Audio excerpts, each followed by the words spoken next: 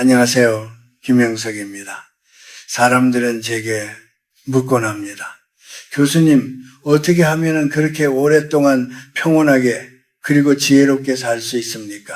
하고 말이지요. 사실 저도 젊은 시절에는 앞만 보고 달렸습니다. 무엇을 얻는 것이 인생의 전부인 줄 알았고, 더 많은 사람을 만나고 더 넓은 곳으로 나가는 것이 잘 사는 것인 줄로만 알았습니다.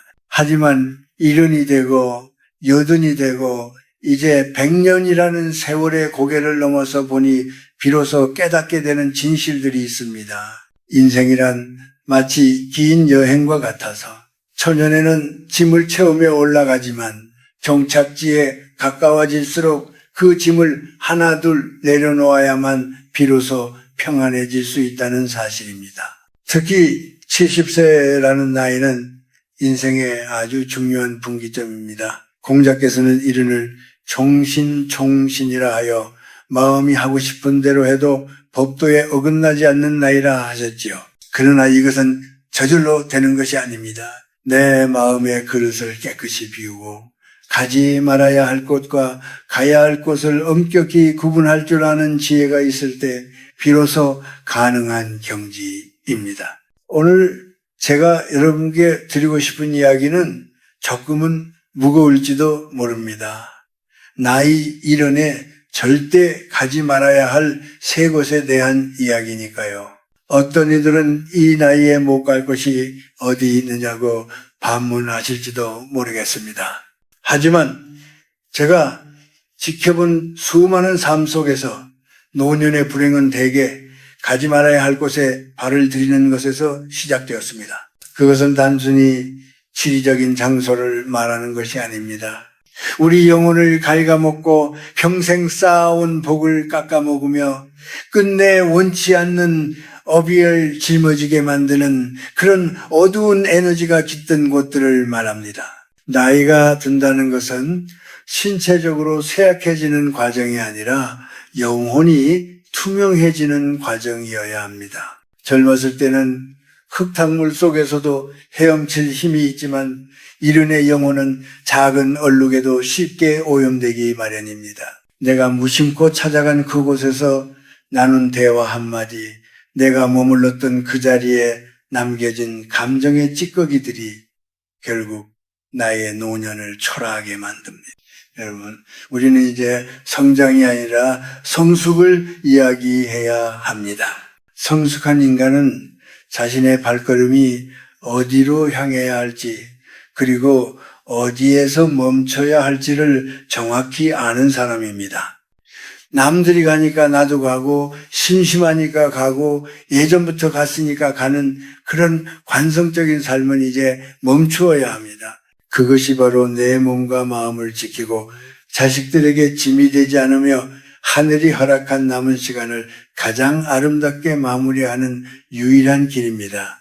이제부터 제가 들려주는 이야기는 저의 100년 세월이 담긴 고백이자 여러분의 남은 생을 지켜줄 작은 등불이 되길 바라는 마음으로 전하는 진심입니다. 부디 귀가 아닌 마음으로 들어주시길 바랍니다. 우리가 이른의 나이에 왜 그 세 곳을 멀리 해야 하는지 그 속에 담긴 준엄한 생의 이치를 함께 짚어봅시다. 이른이 넘으면 사람들은 흔히 외로움을 가장 큰 적이라 생각합니다.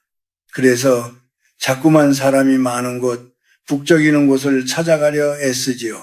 옛 동창들의 화려한 회갑이나 칠순잔치, 혹은 자식 자랑이 난무하는 동호회 모임 같은 곳 말입니다. 하지만 제가 100년을 살아오며 느낀 점은 노년의 가장 깊은 고독은 혼자 있을 때가 아니라 나와 맞지 않는 화려함 속에 있을 때 찾아온다는 사실. 우리가 이른의 나이에 첫 번째로 피해야 할 곳은 바로 허영이 가득한 모임입니다. 겉으로는 웃으며 술잔을 부딪히지만 그 속을 들여다보면 누가 더 비싼 옷을 입었는지, 누가 더 좋은 차를 타는지, 혹은 자식이 얼마나 출세했는지를 두고 소리 없는 전쟁이 벌어지는 곳들입니다. 그런 곳에 다녀오면 마음이 풍요로워지던가요?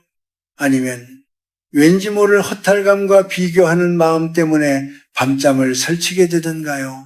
노년의 업경은 대개 입과 마음에서 시작됩니다. 남의 잘된 소식을 들으며 진심으로 축복하지 못하고 마음 한구석에서 시기심이 일어난다면 그것은 이미 내 영혼에 독을 치는 것과 같습니다. 반대로 내가 가진 것을 뽐내며 남에게 박탈감을 주는 것 또한 아주 큰 업을 짓는 일입니다. 나 왕년에 이랬던 사람이야. 우리 아들이 이번에 상무가 됐어. 같은 말들은 그 순간에는 달콤할지 모르나 결국은 타인의 원망과 질투라는 부정적인 에너지를 내게로 끌어오는 행위일 뿐입니다. 한국 사회는 유독 체면과 비교에 민감합니다. 하지만 이르는 그 체면의 굴레에서 완전히 벗어나야 하는 나이입니다. 남들이 나를 어떻게 보느냐보다 내가 내 마음을 어떻게 보느냐가 훨씬 중요하기 때문입니다. 화려한 잔칫집의 소란스러운 소음은 우리 내면의 목소리를 가로막습니다. 술 기운에 실려보낸 무의미한 시간들은 다음 날이면 지독한 공허함으로 돌아옵니다. 그곳에 가지 않는다고 해서 여러분의 인생이 뒤처지는 것이 아닙니다. 오히려 그 시간에 조용한 숲길을 걷거나 평소 읽고 싶었던 책 한 권을 읽으며 자신과 대화하는 것이 훨씬 더 높은 차원의 행복을 선사합니다. 나이가 들수록 인간관계는 넓이가 아니라 깊이가 중요합니다. 진심 어린 마음을 나눌 수 있는 친구 한두 명이면 족합니다. 그 외에 나를 증명해야 하고 나를 포장해야 하는 자리는 과감히 발길을 끊으십시오. 진정한 품격은 금태 두른 안경이나 비싼 시계에서 나오는 것이 아닙니다. 맑은 정신과 타인을 배려하는 고요한 태도에서 나옵니다. 에너지가 고갈된 노년에 그런 불필요한 장소에 가서 기운을 뺏기지 마십시오. 여러분의 귀한 시간을 시기나 질투, 허영의 불꽃을 피우는 것에 쓰지 마시길 바랍니다. 그것이 바로 내 노년의 품위를 지키고 평온한 내일을 준비하는 첫걸음입니다. 자신을 화려하게 꾸며줄 장소가 아니라 자신의 마음을 고요하게 가라앉힐 수 있는 장소를 찾으십시오. 그곳이 바로 이련의 당신이 머물러야 할 진정한 자리입니다. 인생의 가을을 지나 겨울로 접어드는 일흔의 나이에 우리가 두 번째로 경계해야 할 곳은 바로 분쟁의 현장입니다. 특히 자식들의 다툼이나 타인의 시비가 엇갈리는 장소에 깊이 발을 들이는 것을 조심해야 합니다. 부모된 마음으로 자식들의 갈등을 외면하기란 쉽지 않지요. 내가 한마디 해서 바로 잡아야지 하는 책임감이 앞서기도 할 것입니다. 하지만 100년을 살아보니 노년의 가장 큰 지혜는 개입해야 할 때보다 물러나야 할 때를 아는 데 있었습니다. 자식들이 성인이 된 후의 갈등은 그들 각자의 삶의 방식과 가치관이 충돌하며 만들어내는 불협화음입니다. 부모가 그 사이에 끼어들어 어느 한쪽에 손을 들어주거나 훈수를 두는 순간 갈등은 해결되기보다 오히려 부모를 향한 원망으로 번지기 일쑤입니다. 이것이 바로 제가 말하는 무거운 업입니다. 자식들의 인생은 그들이 책임져야 할 몫입니다. 우리가 그들의 갈등 속에 뛰어들어 마음을 끓이고 화를 내는 것은 마치 남의 가방을 대신 메고 가파른 언덕을 오르며 내 무릎이 깨지는 것과 같습니다. 또한 동네 사람들이나 주변 지인들의 시비가 있는 곳도 멀리 하십시오. 누군가를 비난하고 편을 가르고 억울함을 토로하는 그 부정적인 에너지의 소용돌이는 생각보다 힘이 셉니다. 일흔의 나이는 주변의 기운에 쉽게 영향을 받는 시기입니다. 부정적인 말을 듣는 것만으로도 우리의 기운은 탁해지고 심장은 불필요하게 두근거립니다. 나만 안 그러면 되지라고 생각하며 그 자리에 앉아 있는 것 자체가 이미 그 업의 파동 속에 들어가는 일입니다. 불교에서는 구억허계를 경계하라고 가르치죠. 남의 허물을 이야기하는 자리에 있으면 나도 모르게 동조하게 되고 내 입에서도 독한 말이 흘러나오게 됩니다.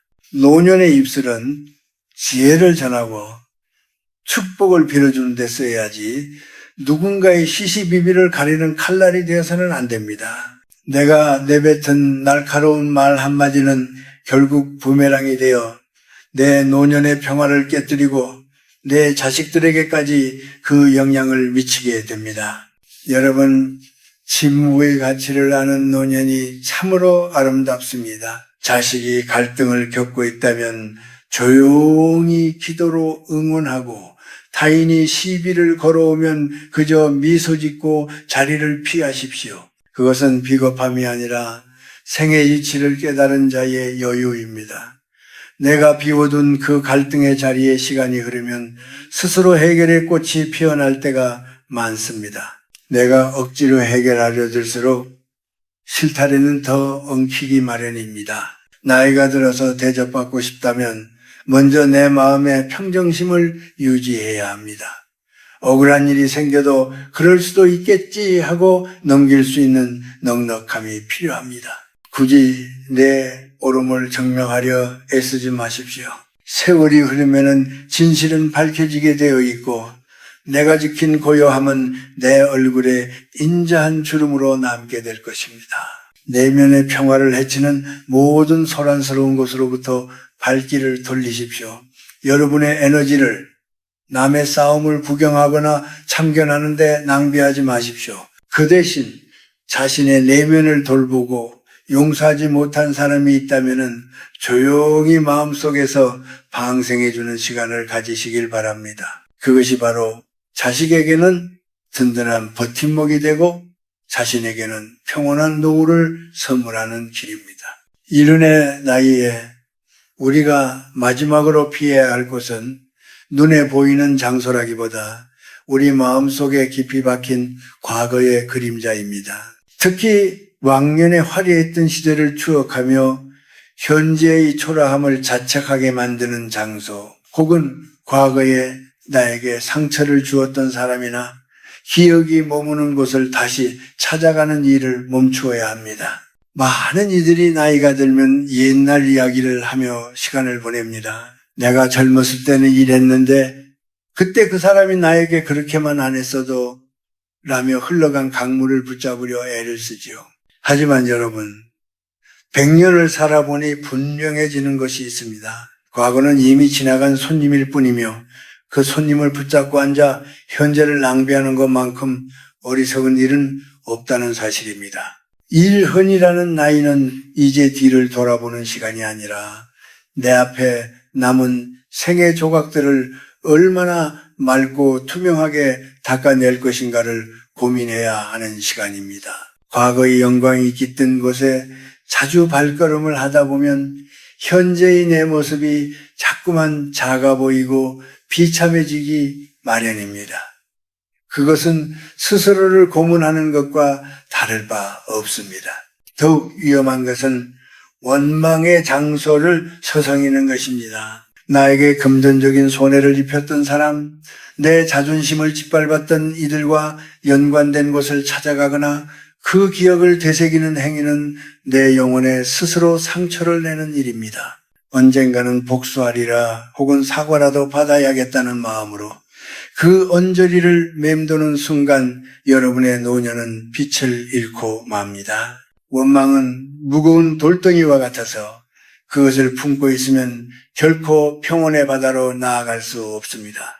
이른의 나이에 누군가를 미워하고 원망하는데 에너지를 쓰는 것은 인생에서 가장 큰 손실입니다.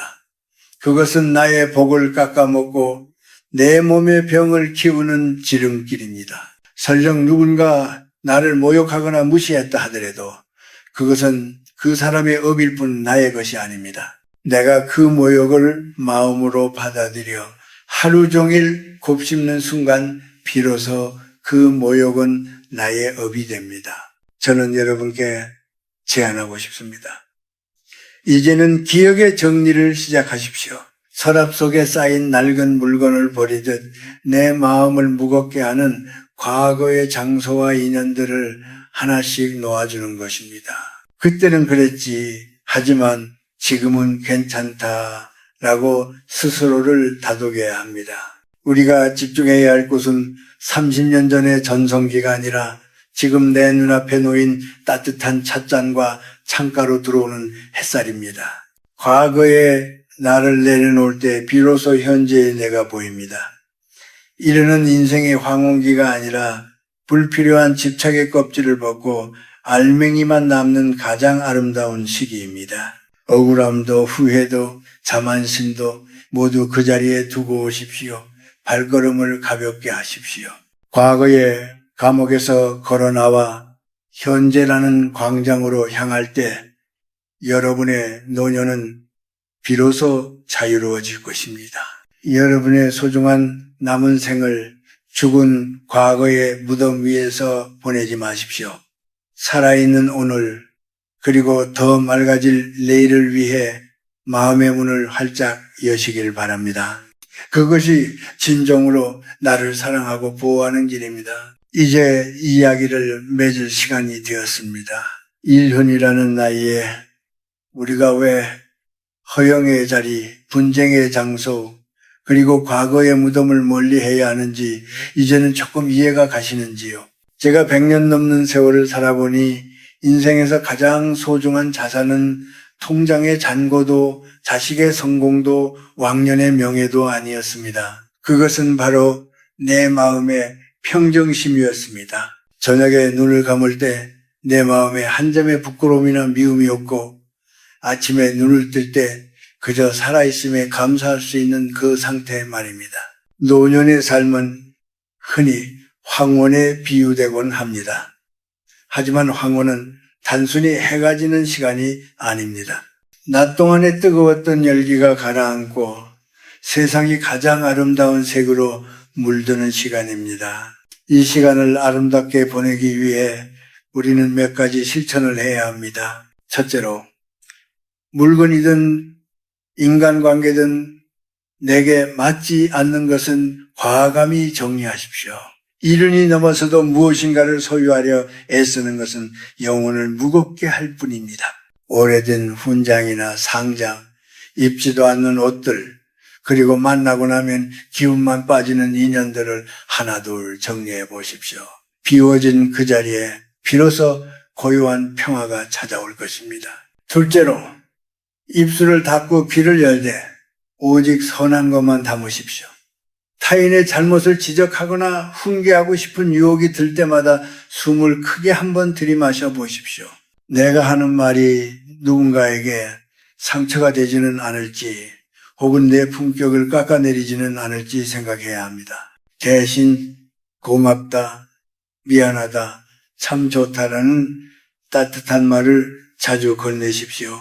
그 말들은 상대방뿐만 아니라 바로 여러분의 영혼을 치유하는 영약이 될 것입니다. 셋째로, 매일 조금씩이라도 걷고 사색하십시오.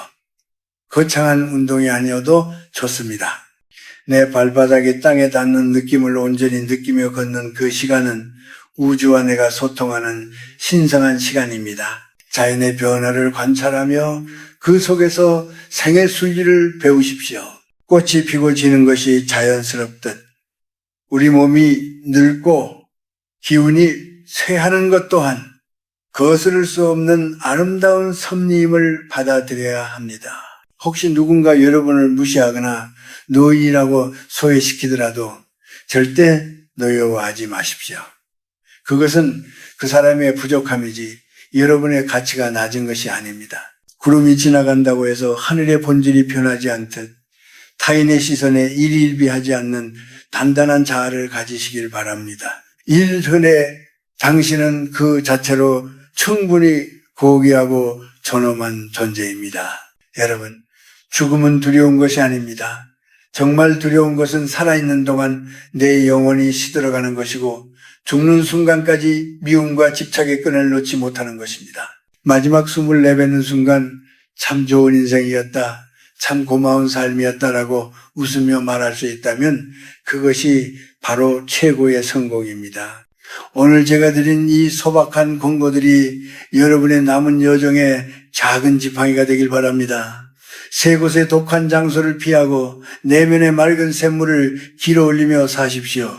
그러면 여러분의 얼굴에는 인자한 성자의 미소가 머물 것이고 주변 사람들은 여러분의 곁에 머무는 것만으로도 평온을 얻게 될 것입니다. 인생의 가을을 지나고 있는 사랑하는 여러분, 부디 평안하십시오. 그리고 끝까지 자신을 사랑하십시오.